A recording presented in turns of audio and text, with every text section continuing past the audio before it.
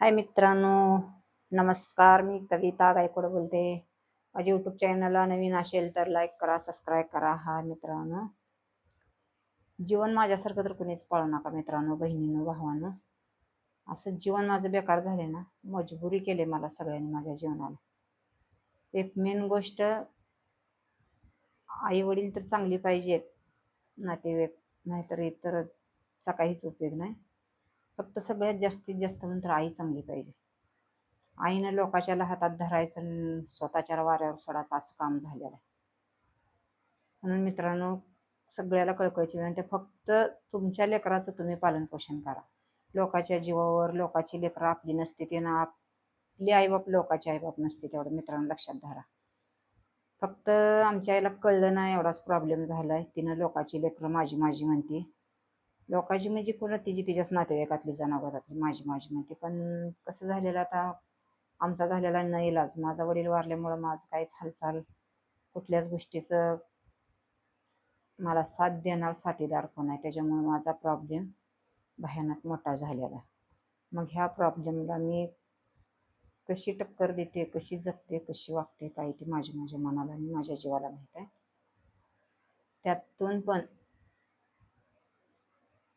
लोक म्हणते तर आई ही गोष्ट मोठी आहे. मान्य आहे मला बी. ह्या आईनं आपल्याला जन्म दिला, आपण जग बघितलंय, ह्या जगात आपण वावरतो, जगात पृथ्वीवर आपण ठामपणानं वागतो, हिंडतो उंच मानानं. परंतु त्यातून पण जरा आईनं बाबा आपलं लेकरं आहे किंवा आपल्या लेकराला आपण का असं केलं, हे एवढं तर तिला वाटलं पाहिजे थोडं तर. एवढं पण जगाच्या लेकराला बघायचं, जगाच्याला कौतुक करायचं, जगाचं आपुलकीन स्वतःच्याला माथ्यावर ढकलल्यासारखं केलं म्हणजे किती कमालची गोष्ट आहे. असं त्या काय आता तिच्या वाचून माझं राहिलं नाही, माझ्या वाचून तिचं राहिलं नाही. एवढंच की मला वाऱ्यावर सोडले, माझं जीवन आयुष्य कुत्र्यावानी झालंय. कारण ती मी जेव्हाच्या तेव्हा सगळ्या प्रत्येक गोष्टी रस्त्यावर आणल्या नाही त्या, मी रस्त्यावर मांडल्या नाही त्या. की आता वेळ निघून गेली, भाऊ वारला, वडील वारला, त्याच्यामुळं काय मला रिक्स घेता येईना. आणि आई धड माणसातनं जनावरातनं जितराबात आहे, अशा पद्धतीची आई आहे. त्याच्यामुळं मला कुठल्या गोष्टीचा इंटरेस्ट आणि कुठल्या गोष्टीचा रिक्सच घेता येईना. का तर आई, भाऊ आणि वडील असते ना, मी अजून लल्ली असते, दुनिया हिकली इकडे केलीस. पण आता माझा नाईलाज झालेला आहे. आई लोकाच्या वंजळीनं पाणी पिते, मूग वल्लाची पेन्शिल 15-20 हजार रुपये खाते, पण अंटरण्यात फक्त लोकाचे. ती काय लोकाचं खात नाही, हिजच देती घेती काय करते तिची तिला माहीत, पण लोकाचं तिनं खात नाही.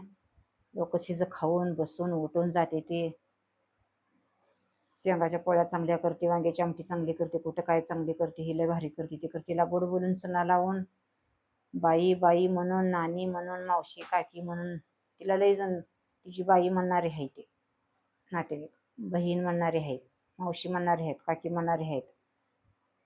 सगळ्या गोष्टीची तिला सगळे नाते आहेत. ती खाऊन चुना लावून तिला जाते ती, तरी तिला काही कळत नाही. तशीच आमची बी पद्धत झाली आहे, आमचं बी तसंच झाले. पण आता इलाज नाही, आम्ही काय करायला लागले. तिला माझ्या वडिलाची पेन्शन तर आहे 20-20 हजार रुपये, ती खाती तर. पण अशी माझी जिंदगी बेकार झाली ना, तिला बी नवरा देवानं, भाऊ नवरा, पोरगं नवरा, तिला बी देवानं ठेवला नाही. आणि मला बी मोहर देवानं तीच वाढवून ठेवले. मला बी लेकरू ठेवलं नाही, ना जनागोतात ठेवलं नाही, ना माणसात ठेवलं नाही, ना कशातच ठेवलं नाही. मग जगायचं कसं, जगण्याला पर्यायच नाही मित्रांनो. आणि अशी आई कोणाला मिळू नये. आणि जरी मिळली तर त्या आईनं समजून घ्यावं आणि त्या लेकरांनी बी समजून घ्यावं. अशी आई असावं, अशी लेकरं पण असावं. त्या आईला आणि लेकरांना हे असावं, व्यवस्थित असावं त्यांचं. लाईक करा मित्रांनो, सबस्क्राईब करा. Hi bye.